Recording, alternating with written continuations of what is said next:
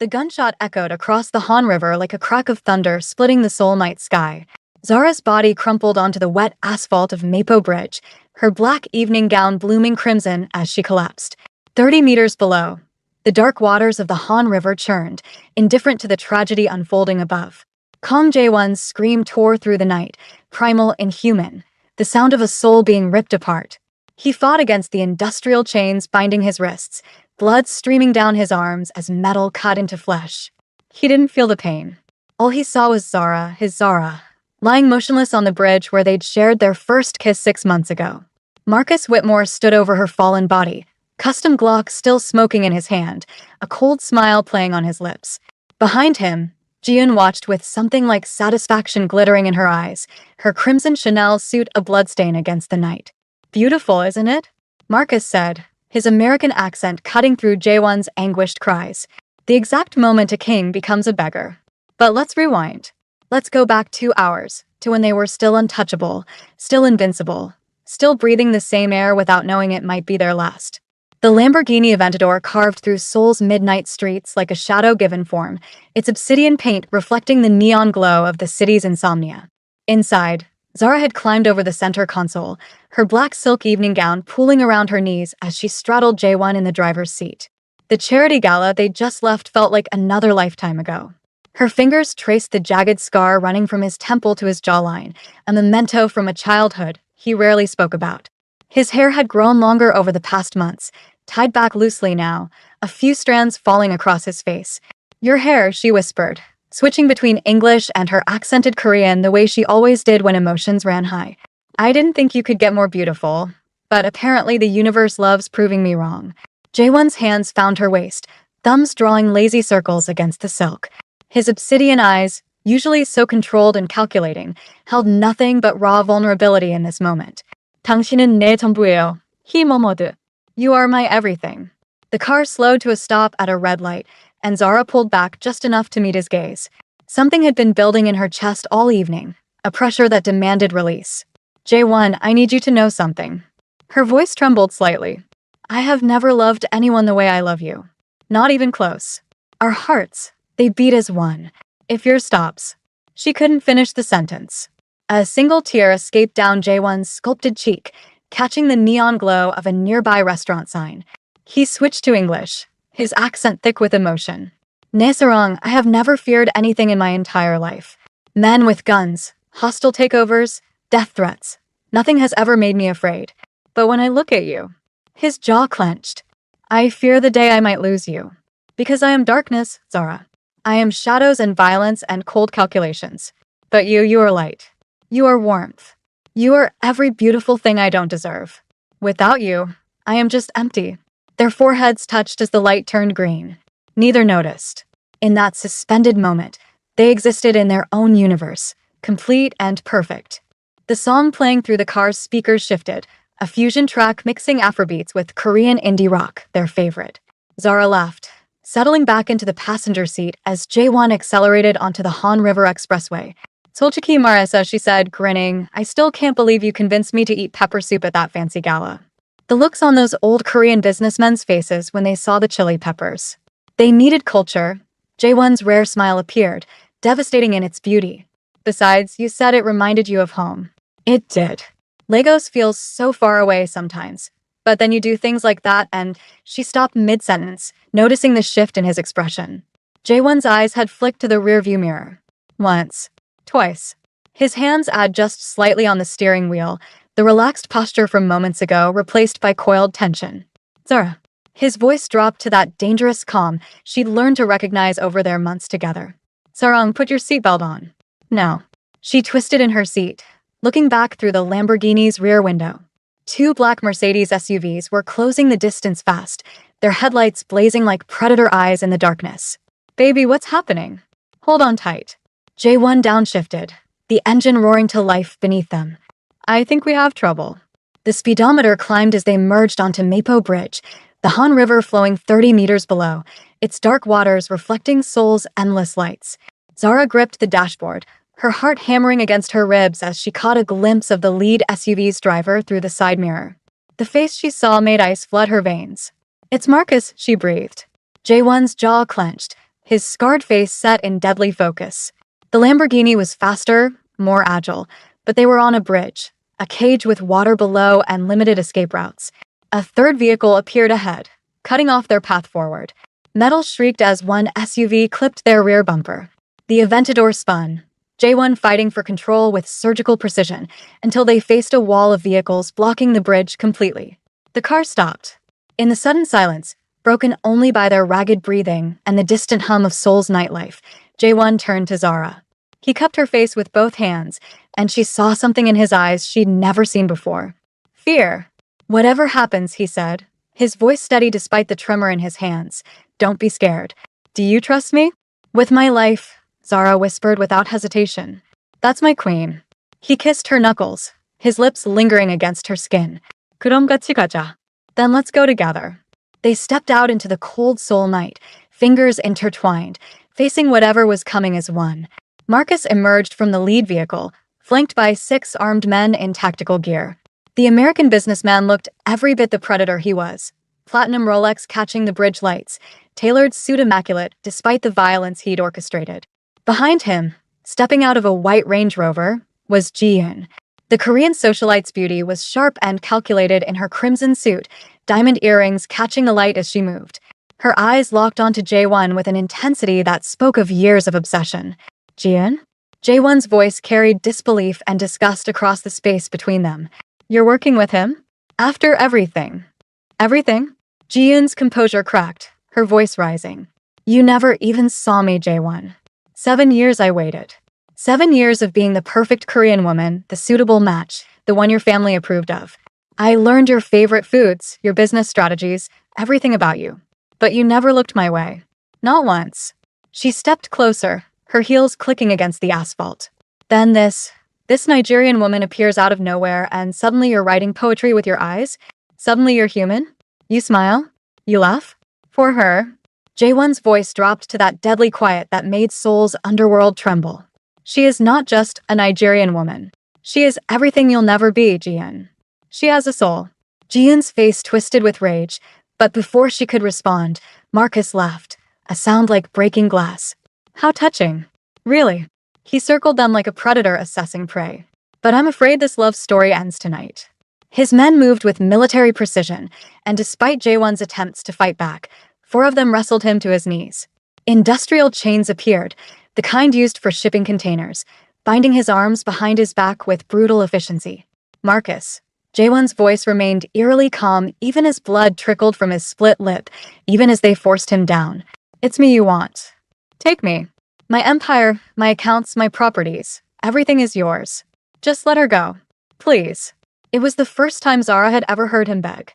Marcus crouched down to J1's eye level, smiling. Oh, I'll take all that. The ports, the tech divisions, the real estate, by sunrise, everything you built will be mine. But first, he stood, pulling the custom Glock from his jacket. First, I need you to understand something about loss. He turned towards Zara. Time slowed. J1 saw it happening frame by frame. Marcus's finger on the trigger, Zara's eyes widening in realization, the distance between them too great to cross. No, J1's voice cracked. No. Marcus, don't. The gunshot exploded across the bridge like thunder announcing the apocalypse. Zara's body crumpled, the bullet hitting her chest with devastating precision. Her black dress bloomed crimson as she collapsed onto the cold asphalt, and the last thing she saw before darkness claimed her was J1's face, twisted in anguish, tears streaming down his cheeks.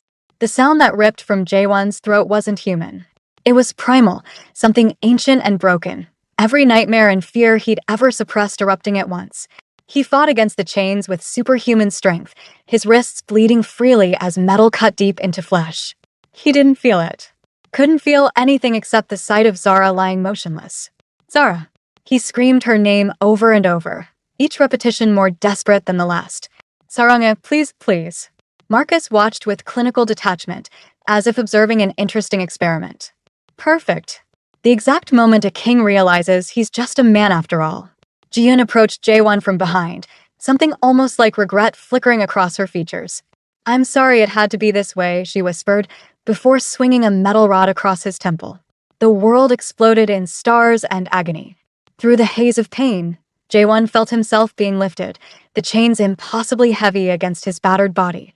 His last conscious thought was of Zara's face, the way she'd traced his scar just minutes ago in the car, the way she'd said his name in Korean for the first time.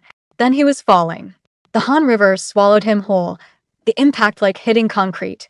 The chains dragged him down immediately. 15 meters, 20 meters, the surface becoming a distant shimmer of city lights above.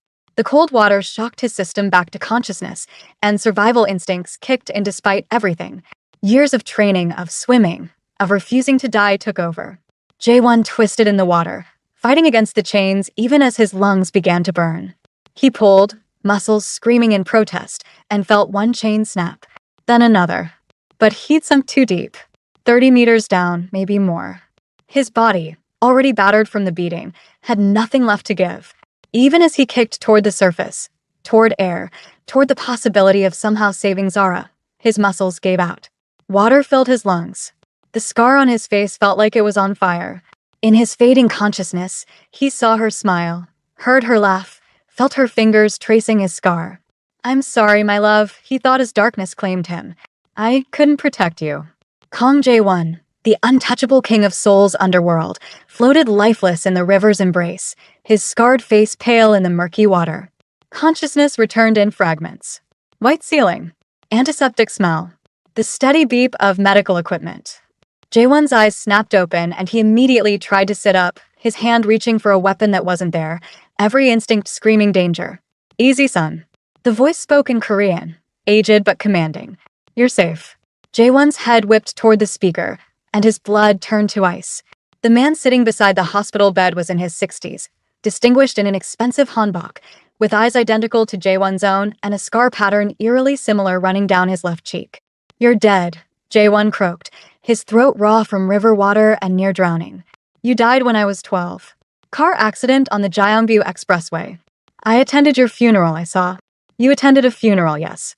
The man, Kongding, smiled without warmth. "But not mine.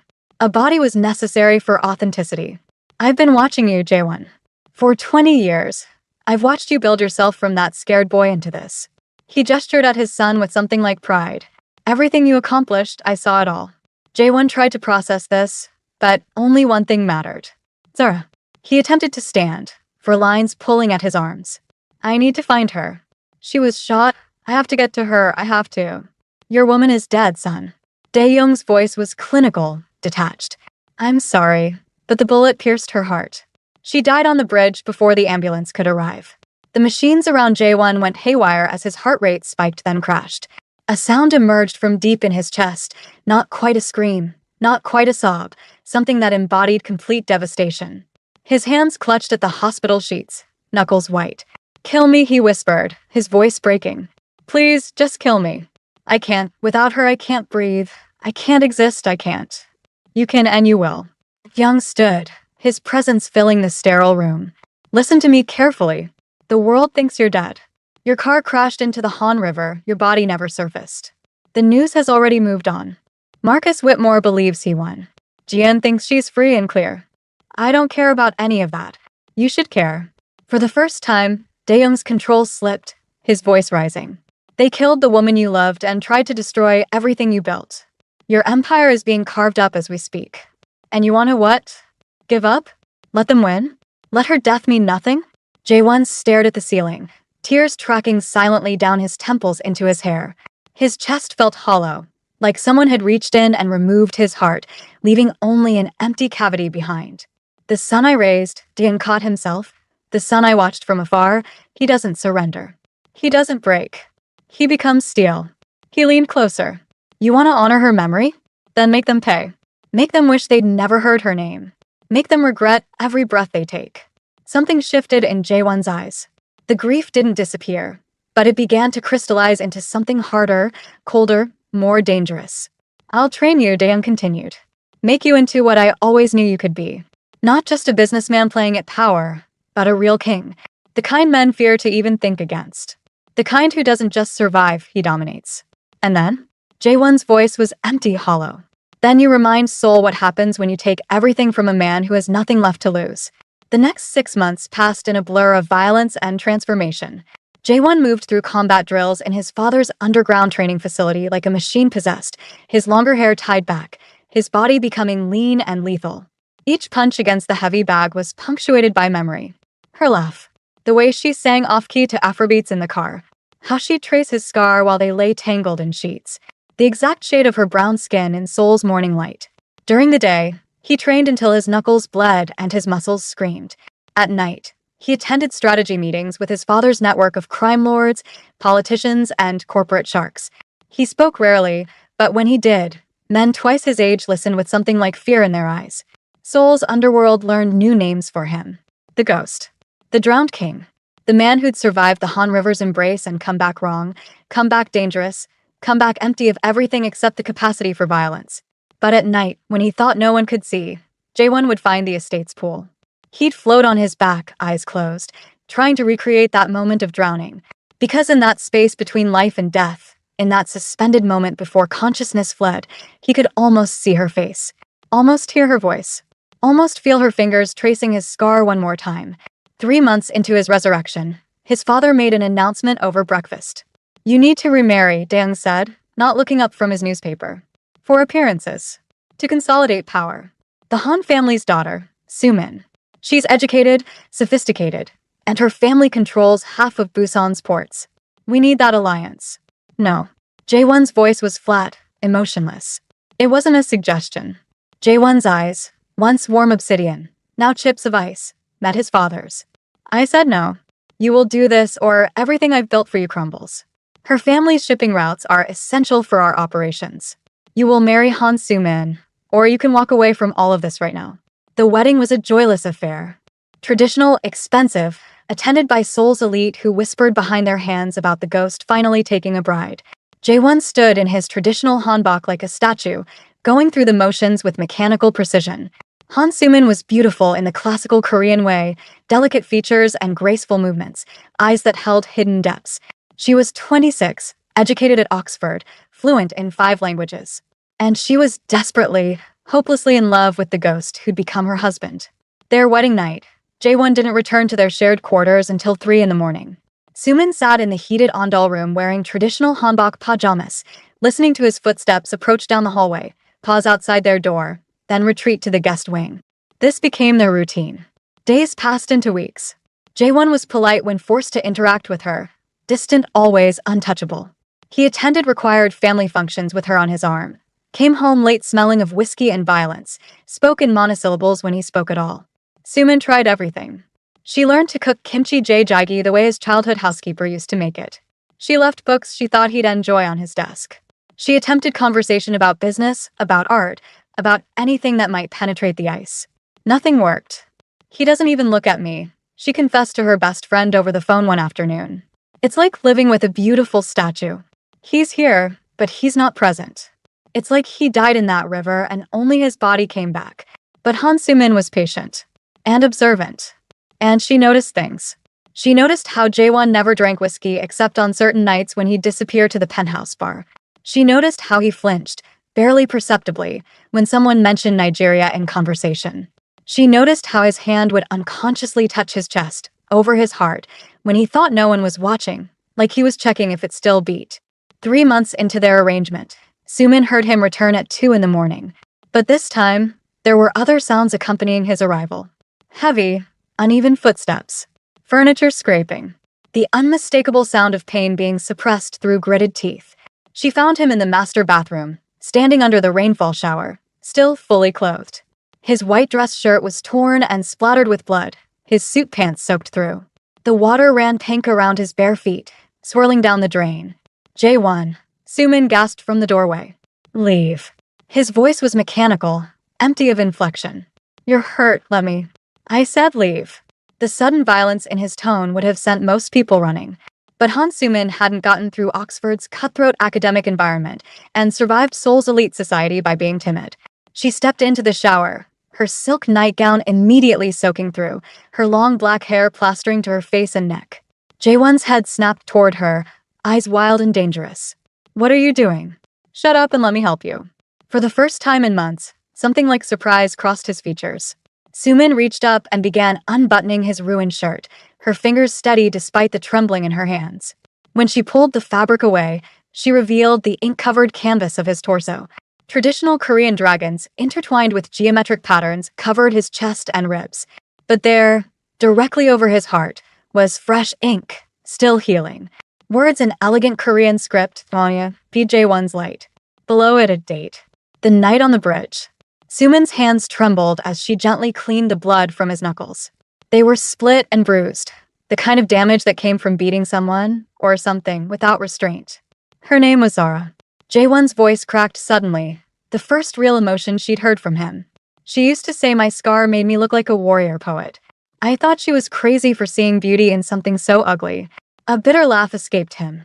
She loved Puff Puff and Suya more than any expensive restaurant I took her to. She'd sing off-key to Afrobeats in the car and didn't care who heard.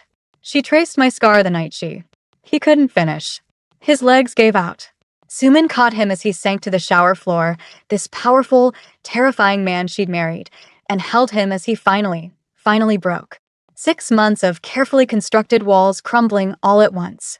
I can still feel her. He sobbed into Sumin's shoulder, his carefully maintained control shattering completely. When I close my eyes, she's there. Her laugh, her voice, the way she said my name in Korean with that accent. I can't kiss anyone else. Can't hold anyone else. Can't even look at anyone else because all I feel is her ghost.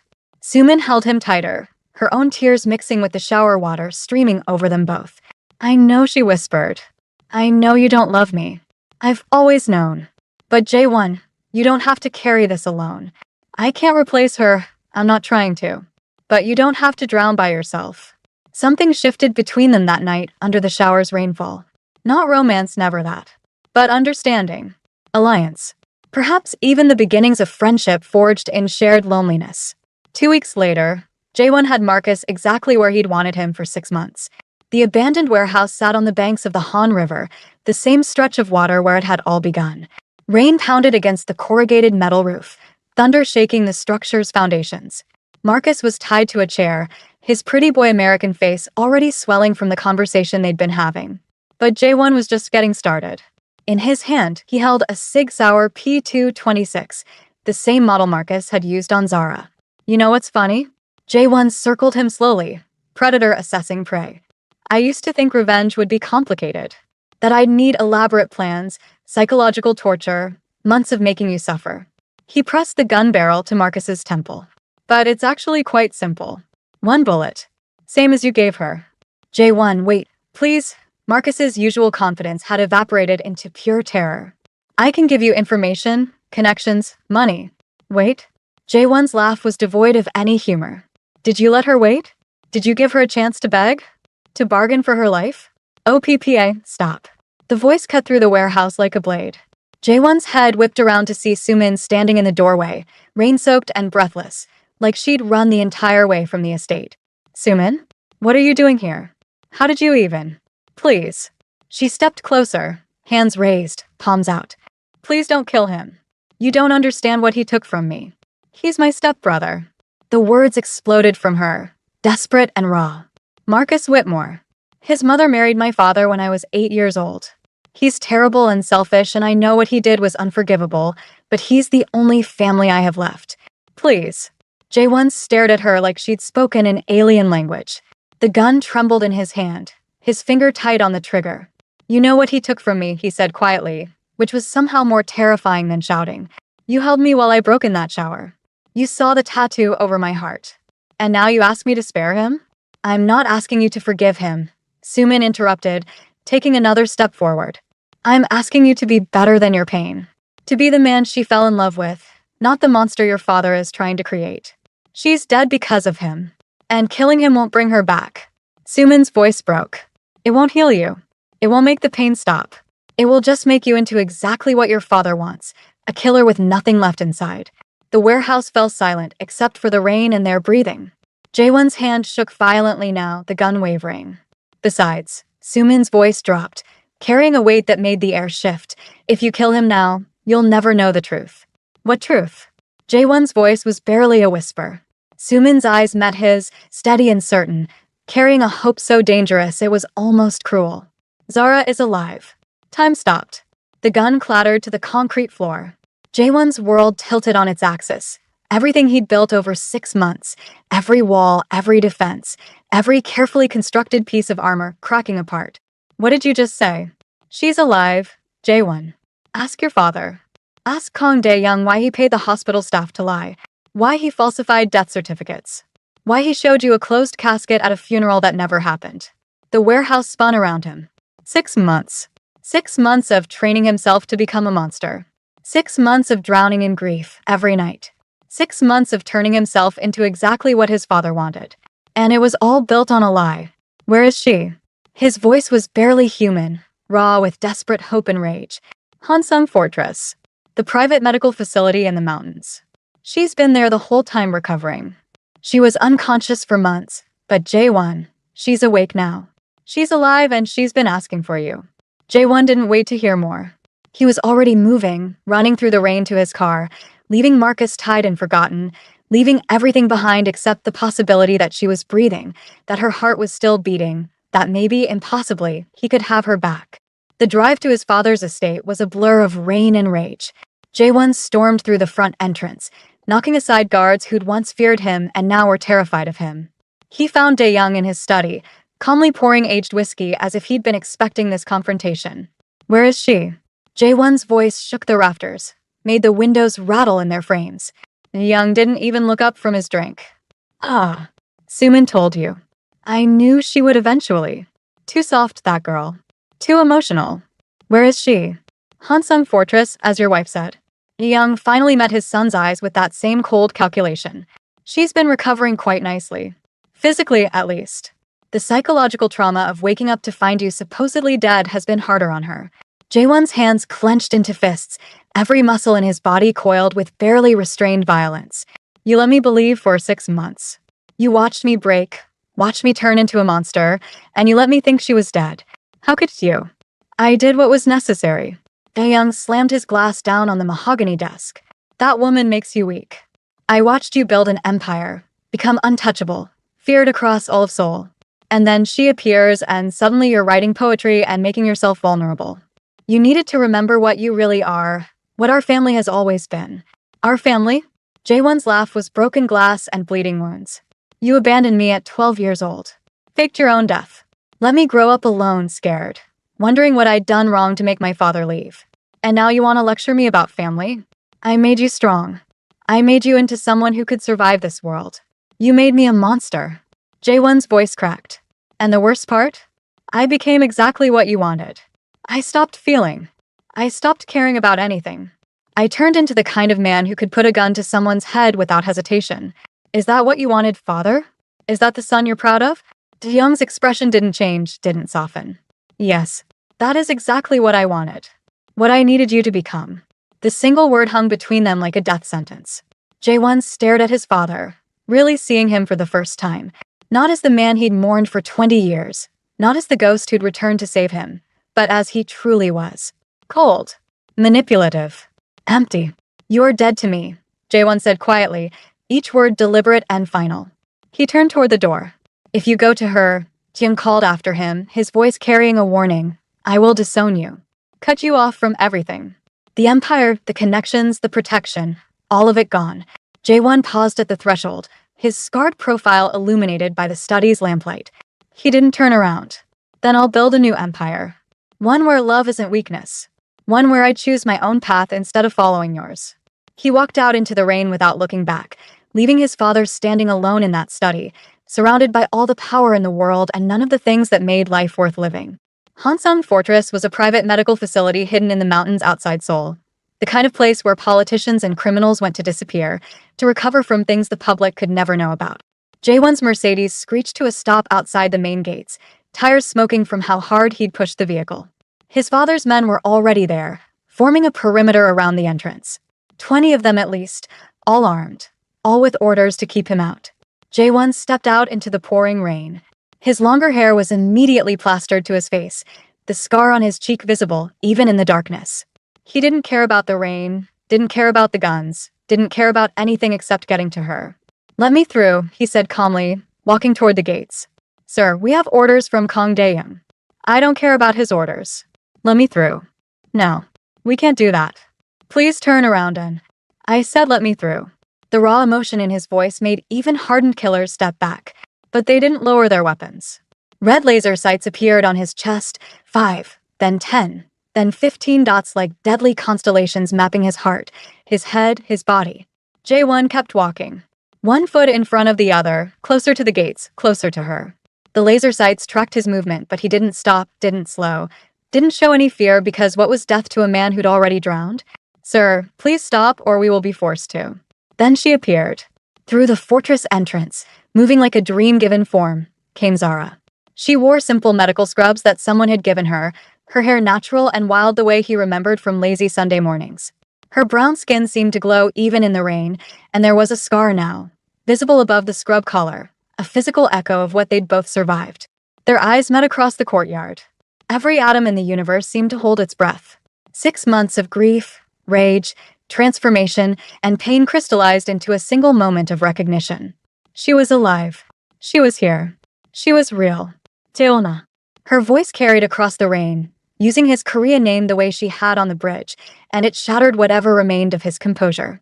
They moved at the same time, running through the rain, laser sights tracking but not firing, guards watching but not interfering because what they were witnessing transcended violence, transcended orders, transcended everything they understood about the cold world they inhabited. They collided in the center of the courtyard like galaxies crashing together. J1 pulled her against him with desperate strength, his hands framing her face, touching her shoulders, her arms, confirming she was solid, real, alive here. You're alive, he sobbed in Korean, then English, then Korean again, words tumbling over each other. You're alive, I thought I lost you. I thought you were gone, 6 months I thought. I know. Zara's tears mixed with rain streaming down her face. I know, baby, I know. I'm here. I'm right here. And then they were kissing, not gentle, not careful, but with the desperate hunger of two people who'd been torn apart by death itself and refused to stay separated. Thunder cracked overhead as if the sky itself was applauding their reunion. The rain fell harder, soaking them both, the guards, the ground. But no one moved to stop them. No one fired their weapons. Because what they were witnessing wasn't just love. It was something inexplicable, something that made hardened killers lower their guns and remember that they too had once felt things beyond blood and money and power. J1 and Zara kissed in the rain as thunder provided percussion, and lightning illuminated them like a painting come to life. When they finally broke apart, not pulling away but just breathing the same air, he pressed his forehead to hers, his hands still cradling her face like she might disappear if he let go. I became a monster without you, he whispered against her lips. Then I'll love the monster back into a man, Zara replied, her hands reaching up to trace his scar the way she had 6 months ago, in another lifetime, in the Lamborghini before their world exploded. I have a wife now, he admitted, the words tasting like ash. My father forced an arrangement. I didn't want to. I never touched her, but legally. I know. Sumin told me everything when she visited. Zara smiled through her tears. She's a good person, J1. She saved you when I couldn't. She kept you human when you were drowning. There's only you, J1 said fiercely, his fingers tangling in her hair. There will only ever be you. My heart stopped beating when I thought you died, and it only started again this moment, right now, with you in my arms. Lightning split the sky above them, illuminating the entire courtyard in white-blue brilliance. Behind them, unseen by the couple lost in their reunion, Kang Dae-in watched from the fortress windows, his expression unreadable as he observed his son choosing love over power. Behind J1, standing just outside the gates, Sumin watched with tears streaming down her face. She cried for reasons she couldn't quite name. Grief for the love she'd never have with the man she'd married, joy for the miracle she was witnessing, relief that the broken man she'd tried to save had finally found his missing piece. Somewhere in Seoul, Marcus remained tied in that warehouse, forgotten in the chaos. Jian was boarding a flight to Paris, running from consequences she couldn't face. The empire J1 had built was crumbling, the connections severing, the power structure his father had promised evaporating. None of it mattered. In that courtyard, drenched in rain and miracle, two souls that death itself couldn't separate had found each other again. And in finding each other, they'd found something more important than power or revenge or any empire built on darkness. They'd found their way home. 3 months later, J1 and Zara sat on a modest balcony in Itaewon, Seoul's international district, sharing suya and watching the sunset paint the sky in shades of orange and pink. J1 had cut his ties with his father completely, walked away from the empire, the connections, all of it. They'd started over in this small apartment, rebuilding their lives from scratch. Suman had gotten an amicable divorce, taking nothing she hadn't earned herself through her own family's business. Surprisingly, she'd become one of Zara's closest friends, the two women bonding over their shared experience of loving and losing and fighting their way back to themselves. Marcus was serving 15 years for conspiracy and attempted murder. The evidence J1 had gathered over 6 months of planning had been enough to put him away without needing to pull a trigger. "Do you regret it?" Zara asked, her head resting on J1's shoulder as the soul sunset deepened. "Giving it all up? The power, the money, the empire?" J1 traced the scar over her heart, the twin to his own, both of them marked by what they'd survived. "I gave up an empire," he said softly, "but I gained the universe." She turned to kiss him, and in the golden soul sunset, surrounded by the smell of spices and the sound of the city coming alive for the night, they proved that some loves really are worth drowning for. Worth dying for. Worth walking away from everything for. Because the best loves? They teach you how to breathe underwater. They show you that sometimes losing everything is the only way to find what truly matters. They prove that death isn't the end of the story, just the middle chapter before the real beginning. J1 pulled her closer, his fingers intertwining with hers, both of them bearing scars that would never fully fade. But scars were just proof that they'd survived. That they'd fought their way back to each other through grief and lies and transformation. "Saranga," he whispered against her hair. "I love you too," she replied in English, then added in Korean, "Oni. Forever." Thunder rumbled in the distance, a reminder of that night on the bridge, that moment in the rain when they'd found each other again. But this time, the thunder sounded less like an ending and more like applause.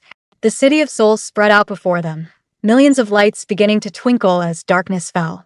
Somewhere in that vast urban sprawl, people were making deals and breaking promises, building empires and tearing them down, choosing power over love and believing they were winning. But here, on this modest balcony, with suya cooling on a plate and the sunset fading into night, Zara and J1 knew the truth. Real power wasn't in the empire you built or the fear you commanded. Real power was in choosing love when the whole world told you to choose revenge. In choosing to rebuild when walking away would be easier. In choosing to breathe underwater instead of drowning. They sat together as the first stars appeared, two people who'd been torn apart by violence and lies, brought back together by truth and the kind of love that refused to die even when everything said it should. And in that moment, they were infinite. If this story touched your soul, if you felt every moment of Zara and J1's journey, hit that subscribe button and drop a heart in the comments. Share this with someone who believes in second chances and love that defies death itself. Because their story isn't over yet. Part 3 is coming, and you won't want to miss what happens when they face the one enemy neither of them saw coming. J1's past, and the secret his father kept buried for 20 years. Subscribe now and turn on notifications, because this is just the beginning.